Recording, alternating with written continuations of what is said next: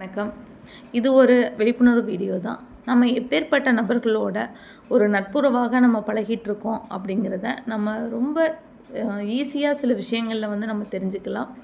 ஒரு வாட்டி தெரிஞ்சுக்கிட்டாலே அதுக்கப்புறம் ரொம்ப விழிப்போடு இருங்க. நம்ம யாரை நம்முடன் வச்சுருக்கணும், யாரை நம்ம கூட வச்சுருக்கக்கூடாது அப்படிங்கிறதுல ரொம்ப தெளிவாக இருங்க. நம்ம நல்லா இருக்கும்போது உடல் ரீதியாகவும் மன ரீதியாகவும் நம்ம நல்லா இருக்கும்போது நம்ம கூட இருக்க நட்பு உறவுகளை விட நம்ம உடல் ரீதியாகவோ அல்லது மன ரீதியாகவோ ஒரு பிரச்சனையில் இருக்கும் பொழுது நமக்கு ஒரு பண உதவி பண்ணணுங்கிற அவசியம் கிடையாது. நமக்கு ஆறுதலான ஒரு சில வார்த்தைகளையும் நம்ம மேலே அக்கறையான சில வார்த்தைகளையும் அல்லது நம்மளை என்ன பண்ணுறீங்க எது பண்ணுறீங்க அப்படின்னு கேட்டு தெரிஞ்சுக்கிறக்கூடிய வகையில் இருக்க நட்புகளே ரொம்ப முக்கியமானது. ஏன் அப்படின்னா, ஒருத்தவங்க நல்ல நிலைமையில் இருக்கும்போது அவங்களுக்கு கொடுக்குற சப்போர்ட் அவங்களுக்கு பெருசாக தெரியாது.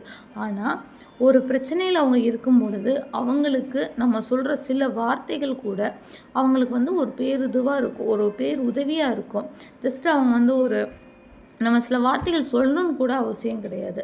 ஒருத்தவங்க ஒரு மன கஷ்டத்தில் இருக்காங்க அப்படின்னா அவங்களுக்கு ஒரு டம்ளர் தண்ணி கொண்டு போய் அவங்க பக்கத்தில் வைக்கிறது கூட அவங்களுக்கு ரொம்ப ஆறுதலாக இருக்கும்.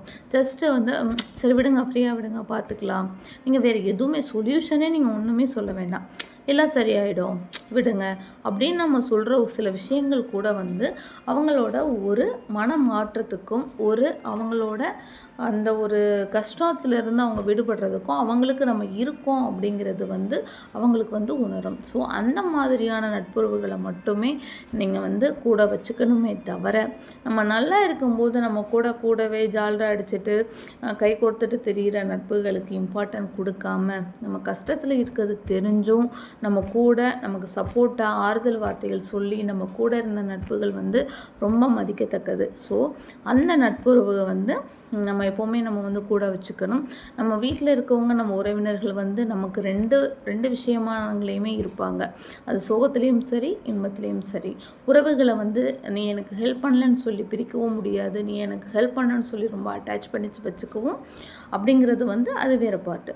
ஸோ நட்புறவில் மட்டும் நமக்கு யார் நம்ம கஷ்டத்தில் இருக்கும்போது ஆறுதலாகவும் இதுவாகவும் இருந்தாங்களோ அவங்கள மட்டுமே கூட வச்சுக்கோங்க. நம்ம லைஃப் நல்லாயிருக்கும் அப்படின்னு சொல்லி நான் கேட்டுக்கிறேன். நம்மளை உதறி தள்ளினவங்களையும் நம்ம கஷ்டத்தில் இருக்கும் பொழுது அதை பற்றி கொஞ்சம் கூட யோசிக்காதவங்களையும் அப்புறம் நம்ம அதுலேருந்து மீண்டு வந்ததுக்கப்புறம் திரும்ப நம்மிடம் பேசக்கூடிய நட்புறவுகளை சத்தியமாக சொல்கிறேன், அவங்கள திரும்ப அக்செப்ட் பண்ணாதீங்க.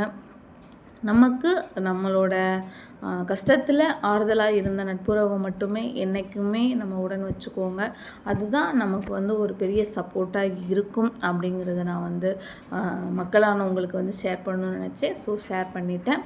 என்னோடய வீடியோஸ் உங்களுக்கு பிடிச்சிருந்தது அப்படின்னா லைக் பண்ணுங்கள், கமெண்ட் பாக்ஸில் கமெண்ட் பண்ணுங்கள், சப்ஸ்கிரைப் பண்ணாதவங்க சப்ஸ்கிரைப் பண்ணுங்கள். தேங்க்யூ.